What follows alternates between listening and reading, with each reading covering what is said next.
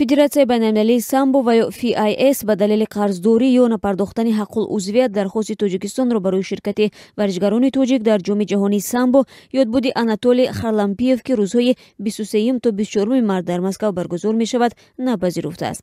Дар як номаи расмии FIAS ба унвони Федератсияи самбои Тоҷикистон зикр шудааст ки созмони миллӣ 3 сол боз ҳаққулузвиятро напардохтааст. Бинобар ин то замони супурдани қарзҳои федератсия ба варзишгарони Тоҷикистон иҷоза дода намешавад дар ҳамин гуна мусобиқоти байналмилалӣ ки таҳти сарпарастии FIAS баргузор мегардад иштирок намоянд. Харило Назриев, раиси Федератсияи самбои Тоҷикистон, бо тасдиқи ин хабар рӯзи 21 март дар суҳбат бо радиозодӣ гуфт: мо тасмим гирифтем ки рӯзҳои наздиктарин ҳаққи узвиятро пардохт намоем. Варзишгарони мо ба ҷуз ҷоми ҷаҳонии самбо Ёдбуди Анатолий Харлампиев дигар дар ҳамаи мусобиқоти муҳими имсола иштирок хоҳанд кард.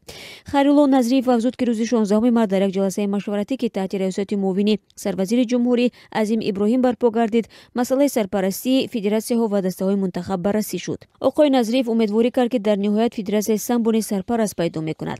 Муҳаммад Шариф Сулаймонов, мураббии варзишаи самбо, рӯзи чоршанбе зимни суҳбат бо радиозодӣ аз он изҳори нигаронӣ кард ки ин дафъа шогирдонаш наметавонанд дар ҷоми ҷаҳонии самбо дар Маскав иштирок намоянд.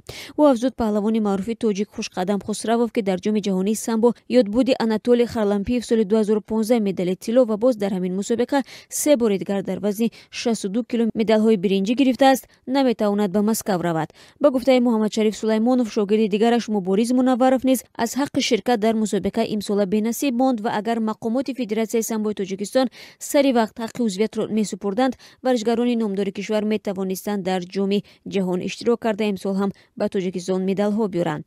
Мусобиқаи байналмилалии Ёдбуди Анатолий Харлампиев ки ҳанӯз аз замони шӯравӣ аз соли 1980 гузаронида мешавад, аз соли 2009 яке аз даврҳои муҳимтарини ҷоми ҷаҳон суперҷом ё ҷоми олии ҷаҳонии самбо ба шумор мерафт. Сар аз соли 2015 ин мусобиқа расман ягона ҷоми ҷаҳонии самбо маҳсуб мешавад ки дар 9 вазн миёни мардону занон дар риштаи самбои варзишӣ ва дар намуди самбои размӣ байни мардон баргузор мегардад. Ширкати беш аз 300 гӯштагир аз наздики 30 кишвар дар назар аст.